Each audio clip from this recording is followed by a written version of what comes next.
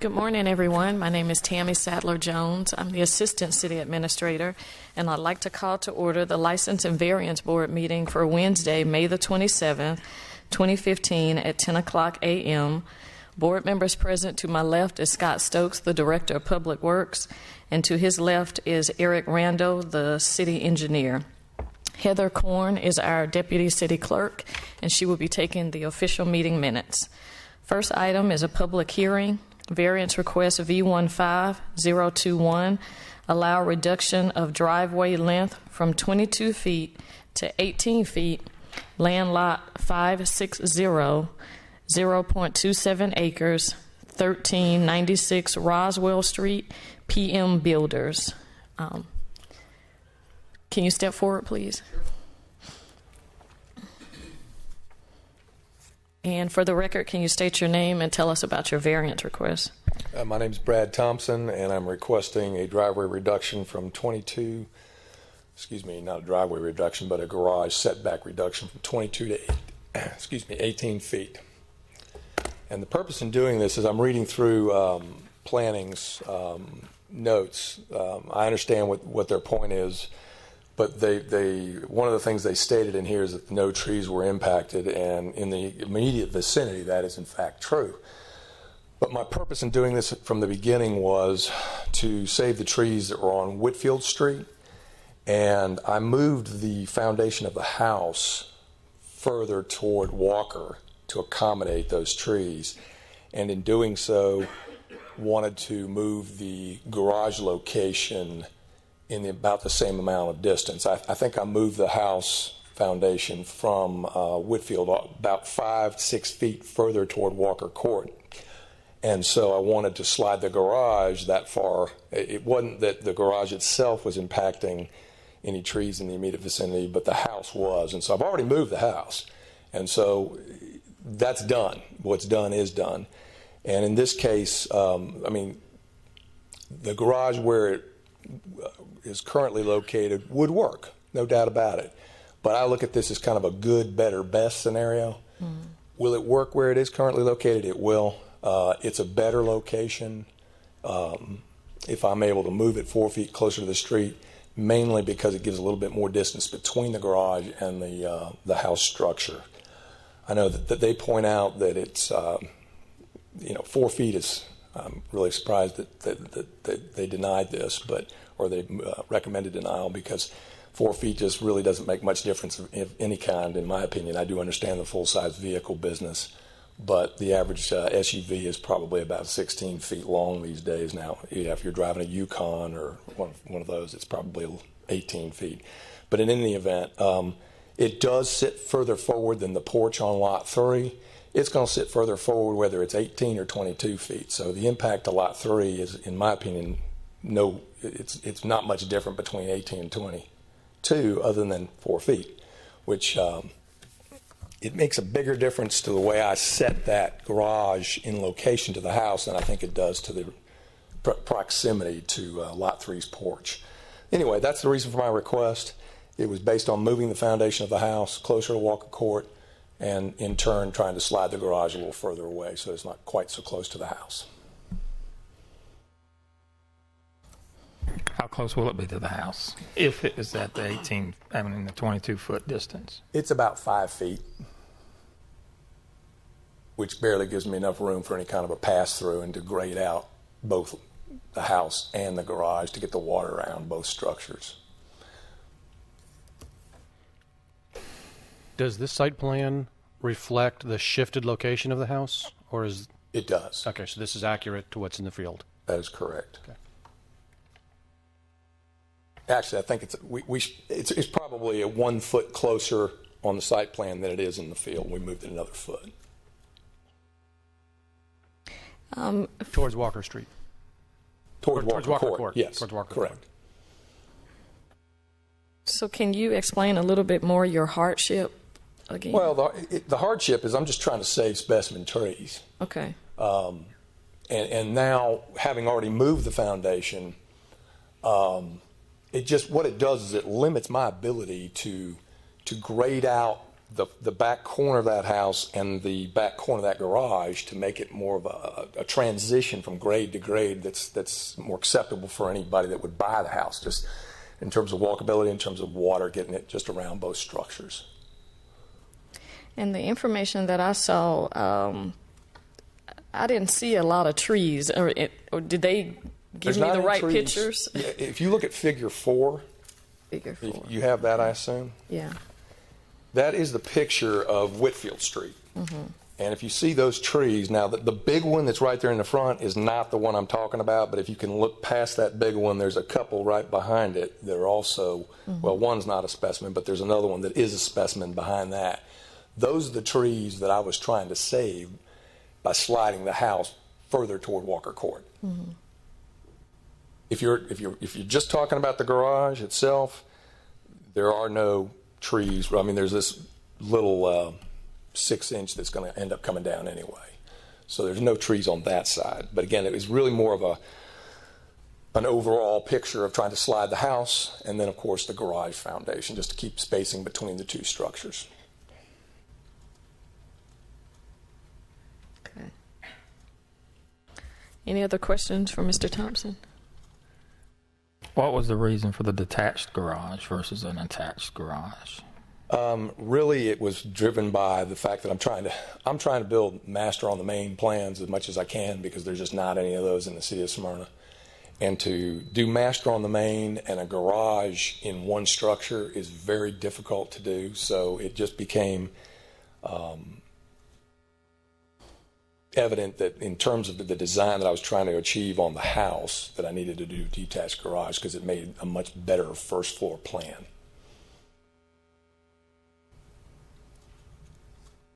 How does this lot drain? You had mentioned getting storm drainage around between the...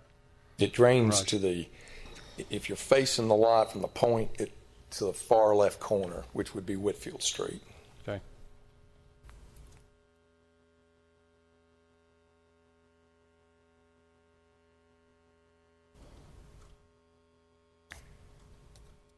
Any other questions? Not yet. Okay. No. All right. Well, at this time, we'll listen to the staff. Joey Stobbs, please.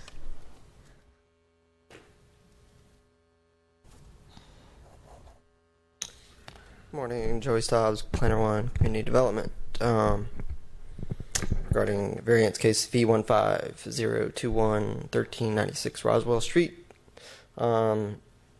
It's lot 1 of a 3-lot subdivision that was rezoned, and then subsequently had a zoning amendment recently, April 20th, I believe, that was approved by Mayor and Council to allow cement siding on some of the public road facing elevations of lot 1, and that was approved. The applicant has stated, the request is to reduce the driveway length from 22 feet to 18 feet. That's been a zoning condition. That was part of both the original rezoning request and then the zoning amendment. This subject property originally did have a structure on it. I think the intention was to save it. Then I guess the decision was made to demolish that house and build a new house. So this parcel has been, the structure has been removed, the site's been graded, and it's been cleared, and so I guess there were several options for the placement of the house on the subject property that could have met the zoning conditions and setbacks. So there's no trees directly impacted by this garage location. If it were at the 22, if the driveway was built to 22 feet and the garage was pushed back that 4 feet, there would be no additional impact on any trees. yes, it would be closer to the house, but the applicant made the decision to build that house,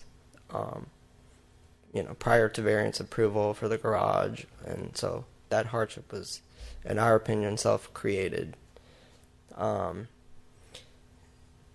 Pushing the garage back that 4 feet, it does bring it in line with the front elevation of Lot 3, which is adjacent to it on Walker Court, which is Lot 3 of that subdivision. Pretty much, I don't know if the CO has been issued, but it's pretty much done, that house. And so it's just our opinion that, there will be a sidewalk. We generally require a 22-foot driveway when there is a sidewalk so that vehicles do not overhang into the sidewalk, create an obstruction for pedestrians to use the sidewalk. So that's our analysis of it, and then I recommend denial on that request, because of the lack of the hardship, because the site was graded, and there were other options to build a house. Choosing one that would fit the garage and meet all the other conditions, and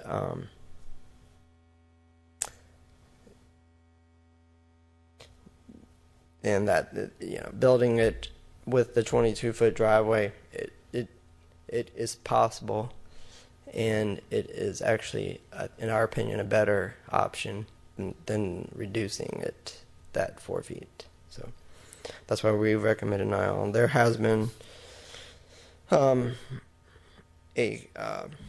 citizen that, well, they were in favor of our recommendation of denial, that called the office.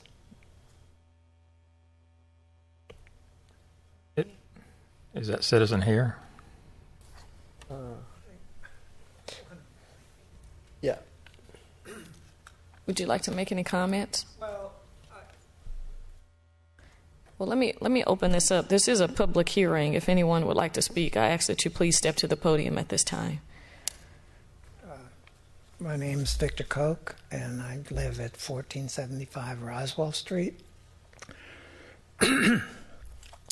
A lot of times these drawings are not clear to us ordinary people, because they're not always to scale, and different size scale will measure differently on these drawings. And my concern was, in this case, I think that the main concern is that the parking vehicle will not interfere with people walking on the sidewalk, and that was defined as the back of the sidewalk, and I'm here to just see that everybody understands what the back of the sidewalk is, and that's the side that faces the garage, so that there's an actual 22-foot space to park a vehicle without impeding pedestrian on the sidewalk. That, I think all of that's been said, but so when the thing actually happens and I walk down that sidewalk, I'd like to see 22 feet to the garage. Okay. Any questions for the staff? A question for staff. So the city has permitted a house for this lot. Correct. The city will eventually permit will issue another permit for a garage? We issued a permit pending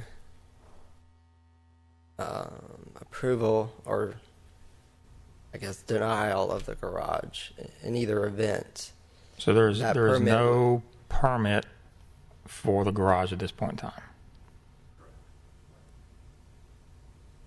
Well, did the zoning stipulations require a house to have a garage, whether interior or exterior?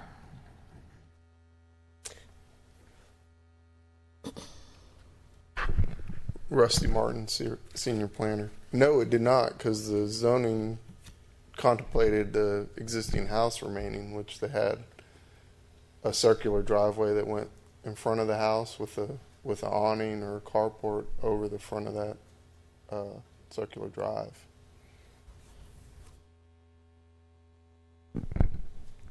So to get a CO, if there weren't a garage, then they'd have to provide a parking pad for the car, or some kind of paved. So the RAD structure. conditional zoning does not require them, whomever, to build a house with a area or with a garage. The two-car garage, no, because the original plan was to save the existing house that was there, which did not have a garage.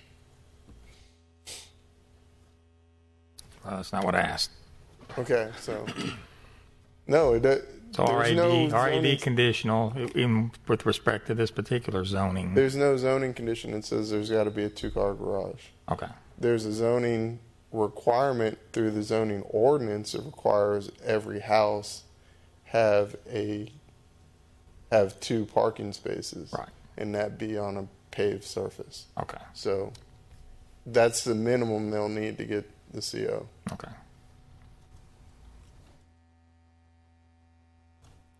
But with respect to the building permit question, we issued a building permit just for the house, Right. with the understanding that he'd have to come back and get another permit for the detached garage. All right. I do have a question. I'm not sure who's the right person to answer this. Rusty, you may be able to. We mentioned this 18 versus 22 feet, which is functionally, as Brad mentioned, a setback for the garage. Mhm. Is that measured from the existing right-of-way line or the proposed right-of-way line? The 18 feet? Yes, or the 22. No, the 18, that measurement that's reflected in the staff memo. Mhm. The adjoining builder to the east had completed his sidewalk, and he's got a tag in that goes up to the property line of the subject property. Okay. So that measurement is from back a sidewalk, not from the property line. Okay. And this site plan we're looking at reflects that as the design condition? I believe so. I believe it reflects 18 feet from back a sidewalk. Is that right? Yeah. It does. Okay, thank you. That sidewalk or that right of way through there is pretty big, because the Walker Court is on the south side of the right of way. So I think there's about, I would say, 10 to 15 feet, depending on where you're at, of right of way on that side. Okay.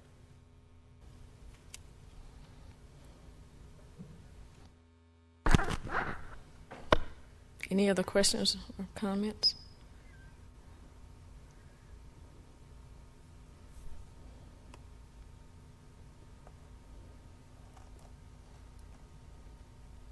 None. Okay.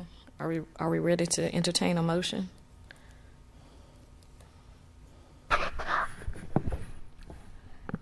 Make a motion to deny variance request V15-021 to allow a reduction of driveway length from 22 feet to 18 feet, land lot 560.27 acres, 1396 Roswell Street,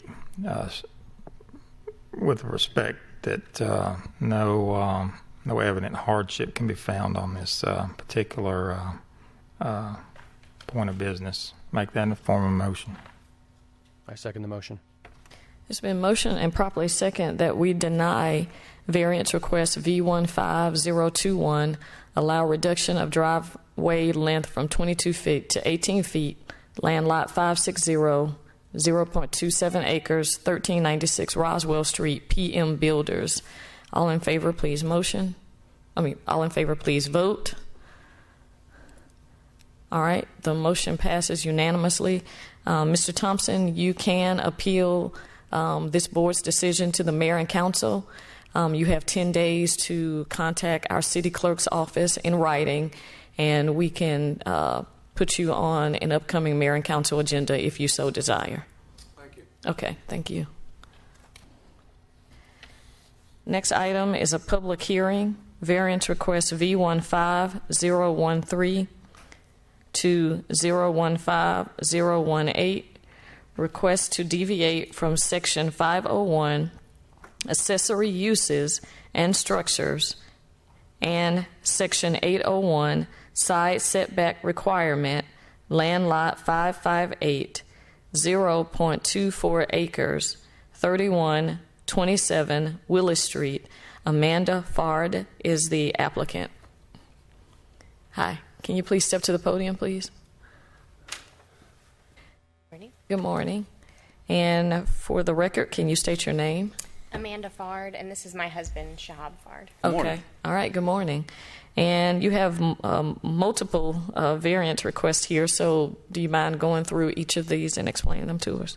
Yeah, so when we were here last time, we had tabled this request in order for us to come up with a way where we can reduce it, where we can have the 5-foot right away on the wash on the right-hand side of the garage. We've done so by moving the garage forward 12 feet. Because the angle is in the rear of the property, that allows the 5 feet that was requested on the far right corner of the garage. We've also made it a foot narrower. We went from 23 to 22 foot, and we moved it forward 12 foot. Now, go ahead. Go ahead.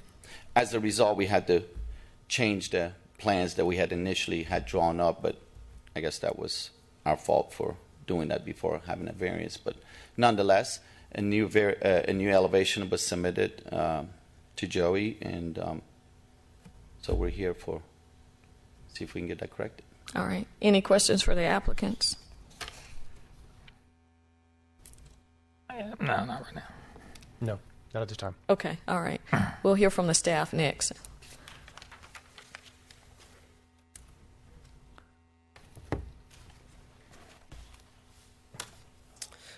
So, as the applicant mentioned, this item was tabled back in April to resolve some site plan issues, primarily dealing with the drainage ditch on the south side of the property. And the applicant has revised the site plan and adjusted the location of the garage to allow a greater distance between the structure and the drainage ditch. There's a minimum of 5 feet now from the structure and the ditch, so that is what Public Works requested. They've also reduced the width of the structure and brought it forward 12 feet, so that rear setback reduction is no longer needed. They've also shown what they intended to do originally, which we just weren't aware of, was to remove the that secondary drive, which will reduce the amount of impervious coverage of the lot. It was at 48%. With these changes, it will be at 45%. And then, due to the I guess the reduction in the width of the structure, the increase in the accessory structure size is reduced 1 percentage point. So that request now is to allow an increase in the accessory structure size from 25% to 29%. And the side setback reductions changed. So it was originally at 10 feet to 4 feet. Now it's at 10 feet to 6 feet. They did provide an elevation of the garage and the height of the garage, which we did not have that information originally. So the accessory structure ordinance allows a maximum height of 15 feet. This structure will have a height of 17 feet, which is measured from the midpoint of the eave to the ridge on a gable roof. So, I mean, if you're looking at it from grade, it's 22 feet high to the top of the ridge, but due to the way that the height is calculated as the average point, it's 17 feet. So I've included that variance request in place of the rear setback. So that variance is to allow an increase in height from 15 feet to 17 feet. And that is primarily to create an upper level on that garage,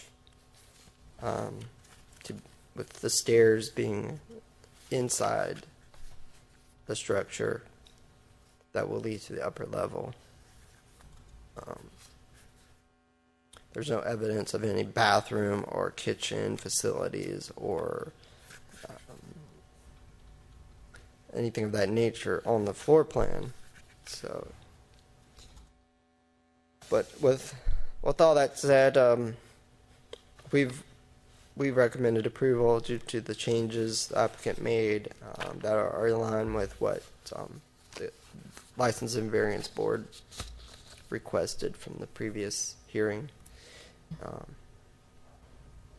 with 3 conditions.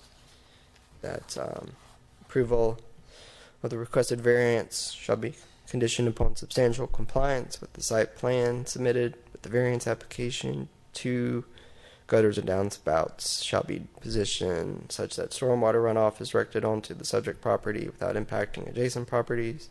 3, no structure or foundation shall be closer than 5 feet from the midpoint of the drainage ditch located along the southern property line of the subject property. What hardships associated with this variance or these variances? There was an existing legal non-conforming garage in the location of the proposed area that the applicant is requesting to build the new garage. The hardship is due to the shape of the lot, the drainage ditch, and other, accessory uses, and impervious coverage on the lot. It's basically the only place to put it. And they have stated that as shown in Figure 3, there's a large tree that overhangs the driveway that, without a structure to park the cars, they're subject to damage. And I believe a prior owner did have a car damaged by that tree, with falling limbs and other debris from storms. And community development's recommendation does not set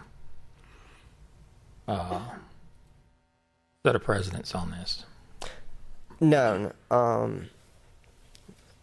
Several variances. The board has approved variances of each type of these variances requested within this request. So there would be no precedent set. These are all standard variances the board has approved in the past, dealing with existing lots that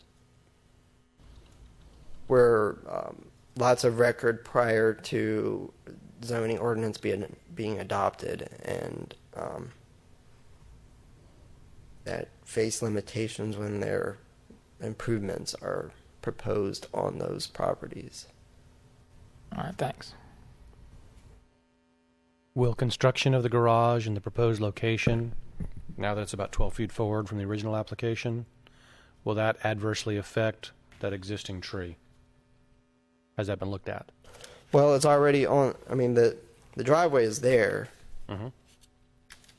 So the additional impervious area is to the south side. So that would not impact the tree, which is on the north side of the Is this a greater encroachment into the critical root zone? And will the excavation for the foundations get up to the point of the structural root plate? It appears from the site sketch it's coming up to the back side of the sidewalk that goes to the front of the house. And the tree is just on the other side of that sidewalk. So is this going to kill the tree in the process? Well, the tree that I referenced earlier is just on the edge of the existing driveway on the subject property, which the driveway already exists there. I understand. So there is no improvements in that area. So there would be no impact on that tree. The garage is further back. Any work on that slab, My thought is with the excavation of the footing for the garage, excavation to put the slab in place, any roots that have grown under that driveway will be impacted. Is there any condition to treat the tree, or is it just the garage goes in, if the tree survives, it survives? Yeah, I don't have the knowledge to comment on that. I would imagine if the tree is surviving now,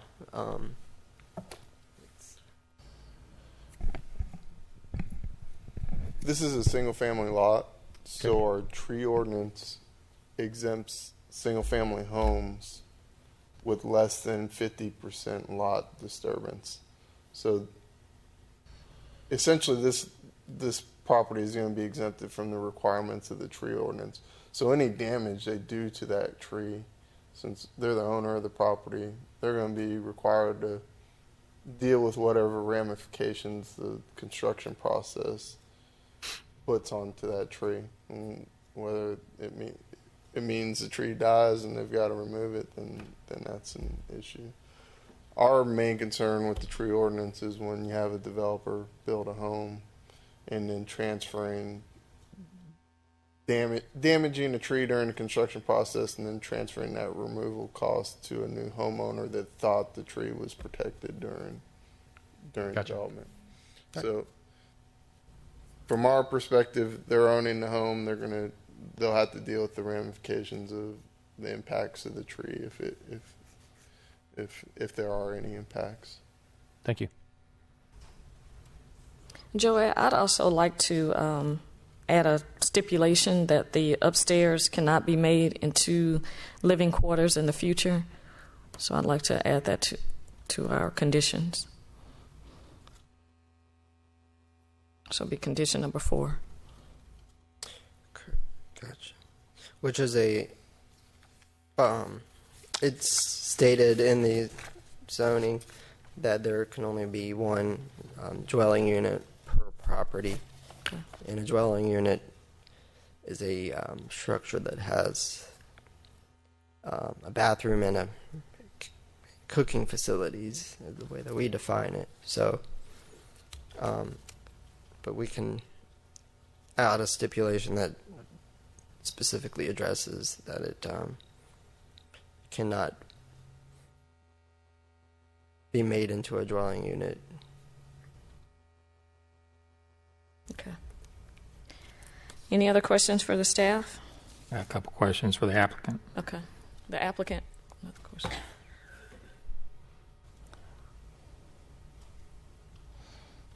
The intent of the upstairs of the garage is what? Storage. Okay. We And currently have a basement that has a complete finished basement with a kitchen and a bathroom. So You have no storage. we have no storage in the house. and the rendering, I guess that it was submitted with the revised application or the application, I don't know which one it was. The rendering of the garage, is that going to be in concert with the